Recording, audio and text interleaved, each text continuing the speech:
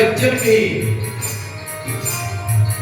भी जन्म मिलेगा सेवा करेंगे तेरी। जन्म मिलेगा सेवा करेंगे तेरी। जब भी जन्म मिलेगा सेवा करेंगे तेरी।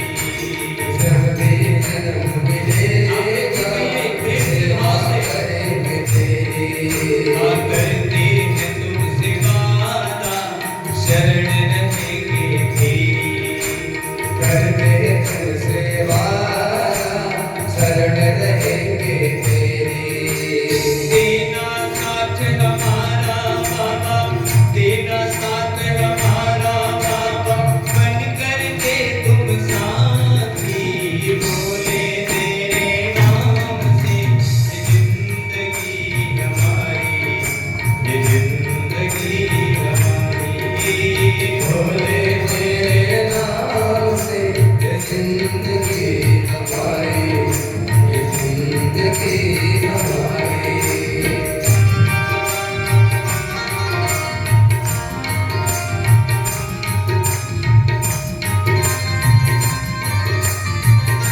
तालियों की भीनी भीनी सेवा करें।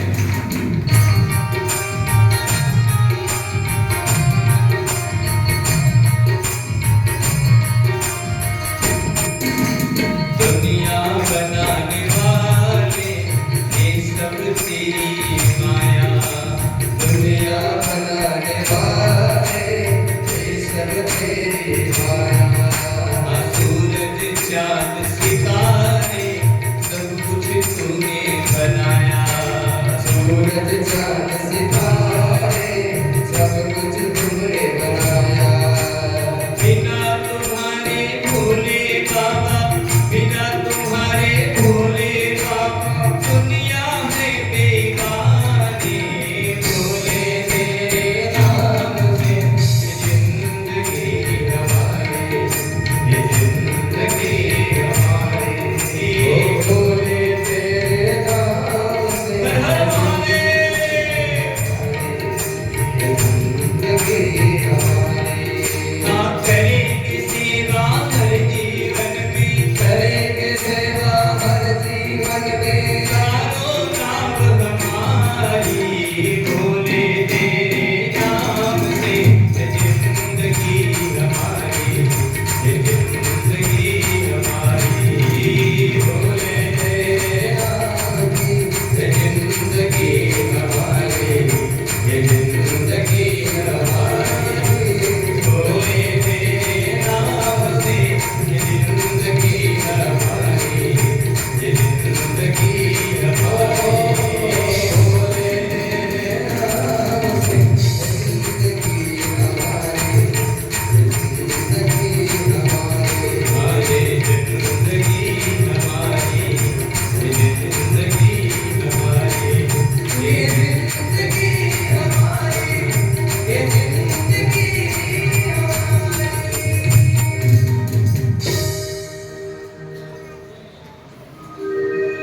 बिना तुम्हारे भोले बाबा दुनिया है बेगानी। भोले तेरे नाम से ये जिंदगी। और बिल्कुल सत्य है, उनकी यदि कृपा ना हो तो इस जीव का कोई औकात नहीं है।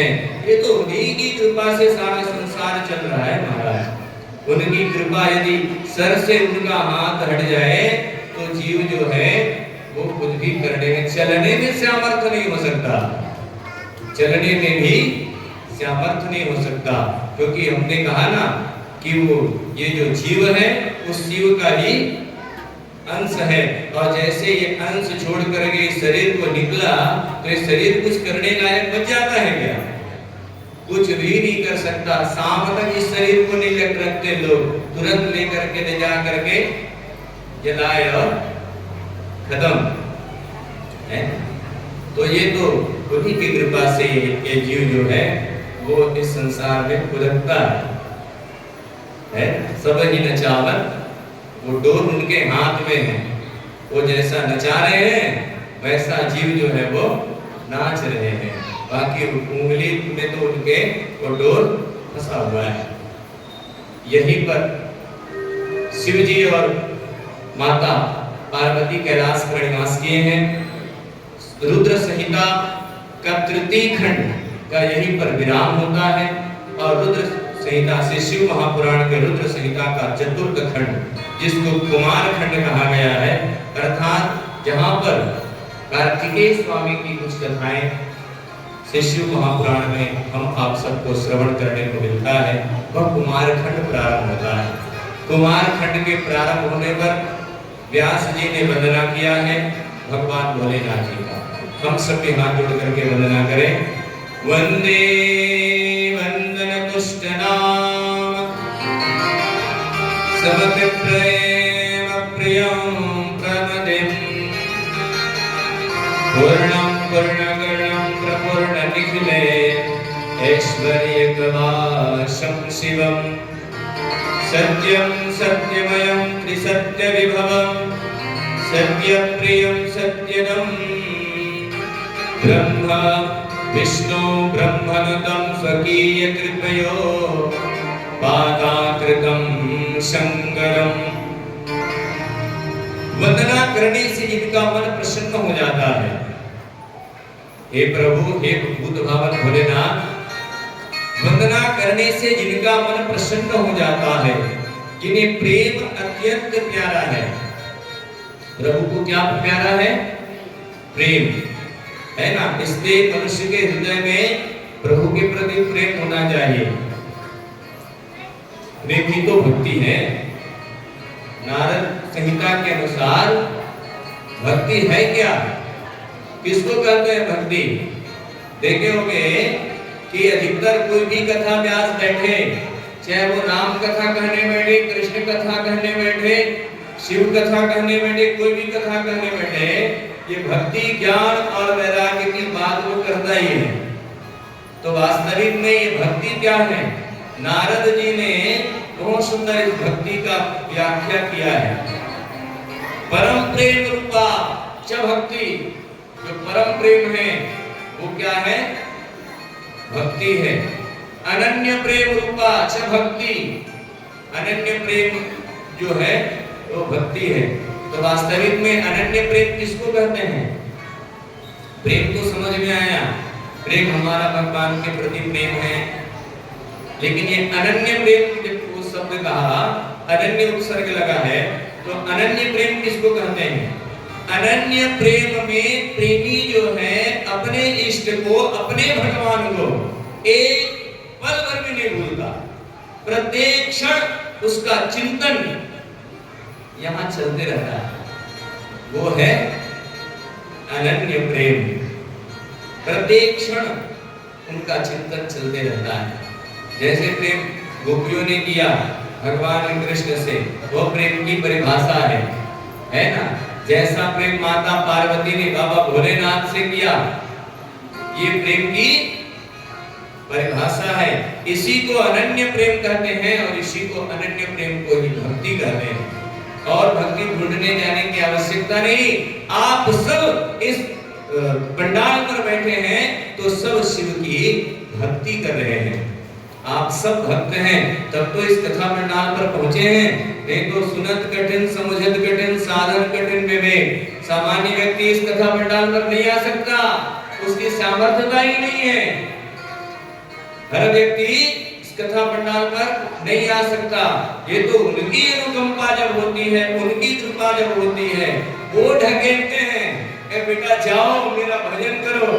उनकी कृपा जब होती है तब जीव जो है इस कथा पंडाल पर या किसी भी कथा पंडाल पर प्रवेश करता है और भगवान की कथा को। तो आप सब भक्त हैं। भक्ति ज्ञान कहाँ है? ज्ञान बोले यही तो ज्ञान है।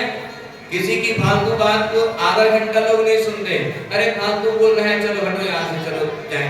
लेकिन ये पुराण की बात हो रही, ज्ञान की बात हो रही है, तभी तो आप सब लोग सुन रहे हैं। वैराग्य कहाँ है जी? यही तो वैराग्य है, यही वैराग्य है। आप सब लोग जो घर द्वार भौतिक सुख सुविधाओं को छोड़ करके इस कथा पंडाल पर आए हैं, 3-3, 4-4 घंटा जो बैठ रहे हैं, यही तो वैराग्य है। अपना सारा काम धाम सब कुछ छोड़ कर के आए हैं, यही तो वैराग्य है। और कहाँ वैराग्य ढूंढने के लिए जाओ, यही वैराग्य है। रागों से परे हो जाना ये वैराग्य है। भले क्षणिक ही सही, भले क्षणिक ही सही, क्योंकि क्षणिक वैराग्य कहीं कहीं होता है वो मरकट वैराग्य, क्षणिक वैराग्य कहा जाता है। कहाँ? तो बोले कथा पंडाल में ये वैराग्य होता है। एक शमशान भूमि में जब जाओ, शव यात्रा में लेकर के हमारे भाई लोग जब जाते हैं तो वहां पर वैराग्य होता है। वहां पर कुछ चर्चा नहीं, बस यही चर्चा होता है क्या करोगे जी, भगवान ने इस जीवन में अब कुछ नहीं रखा है, जैसे ये चला गया ऐसा सबको जाना है। यही बातें होती है ना। वो क्षणिक वैराग्य, वहां से आए, स्नान किए, टीवी की रिमोट हाथ में लिए, उसके बाद में वो वैराग्य छूट जाता है। होता है कि नहीं? वो मरकट वैराग्य, जैसे मरकट माने बंदर इस डाल को छोड़ करके इस डाल को पकड़ लेता है, उसी प्रकार तो कहीं कहीं माताओं को प्रसव पीड़ा के समय ये वैराग्य होता है कि संसार जो है वो पूरा नश्वर है, ऐसा वो माताओं को प्रसव पीड़ा के समय हुआ है। तो कहीं कहीं ये वैराग्य होता है। एक कथा में भी भक्ति ज्ञान वैराग्य आप सब जो है वो दर्शन कर सकते हैं कथा पंडाल में भी। कहे हे प्रभु, जिन्हें प्रेम अत्यंत प्यारा है और जो अभिलाषा पूर्ण करने वाले हैं, सबकी मनोकामना पूरी होती है। हमने कहा ना कि जो रुद्राभिषेक जो करते हैं या उस रुद्राभिषेक में जो रुद्राक्ष सिद्ध किया जा रहा है, उस रुद्राक्ष को जो धारण करेगा उसकी अवश्य में मनोकामना पूरी होगी।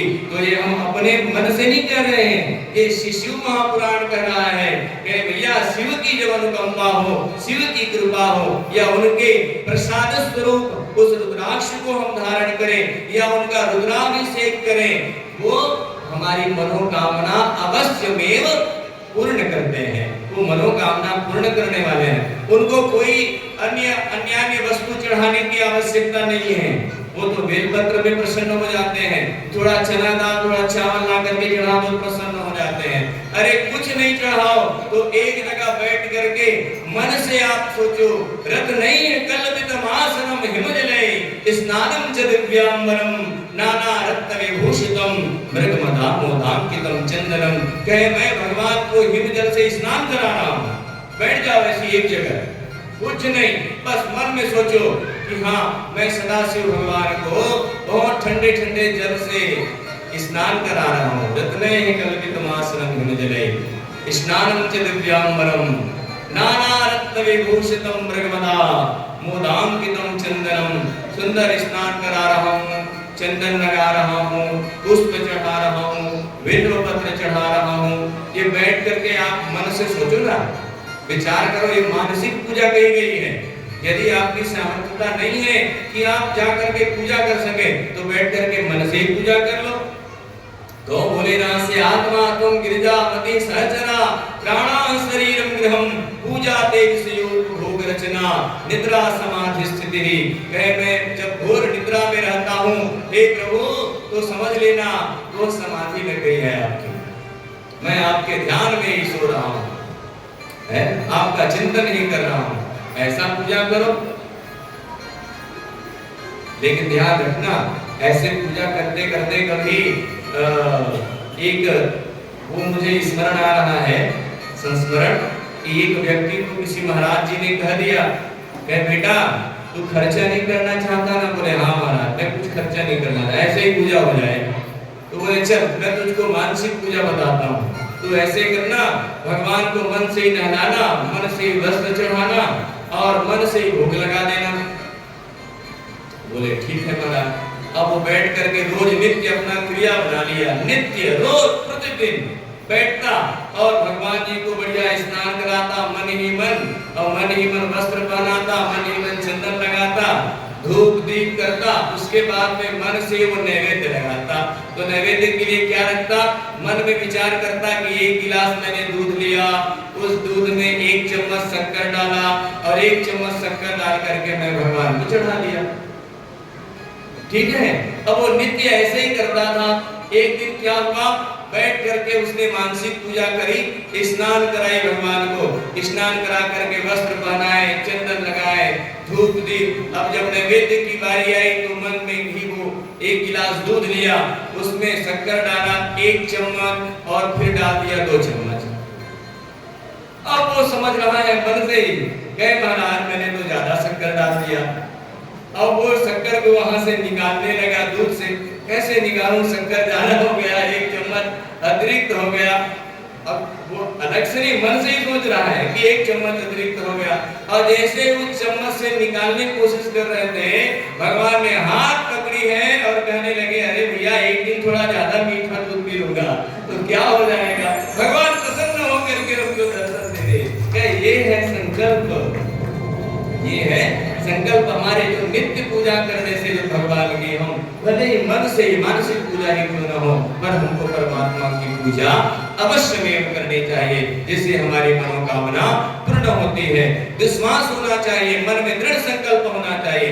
अभी 2 दिन पहले की बात है कि कोई माता जो है प्रसव से 3 दिन से पीड़ित थी, 3 दिन से प्रसव से पीड़ित थी।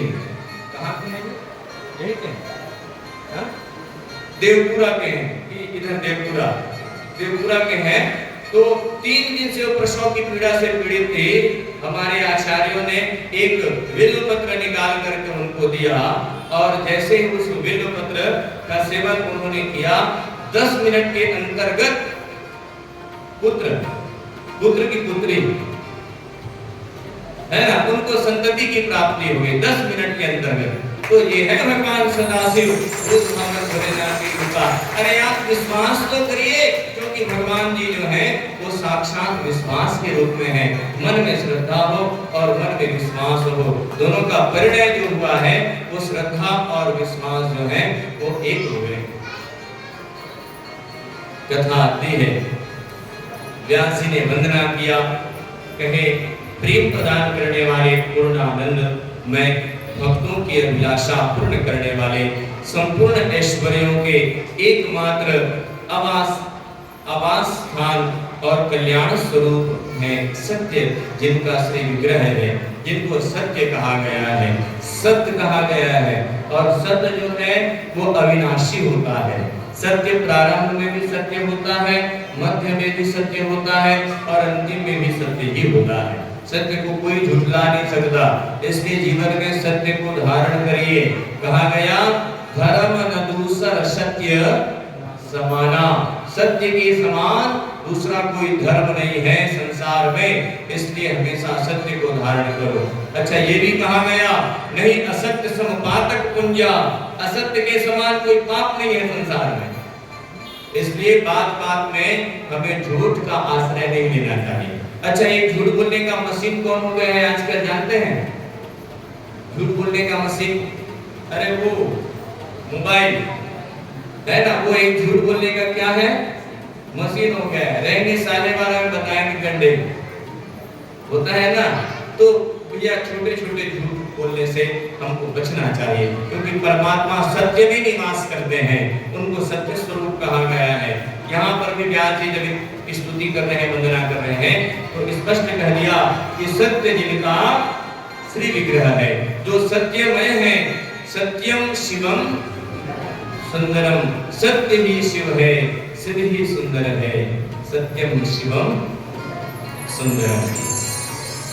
ब्रह्मा और विष्णु जिनकी स्तुति करते हैं, स्वेच्छा अनुसार शरीर धारण करने वाले ऐसे शंकर भगवान की मैं वंदना करता हूँ। बोले शंकर भगवान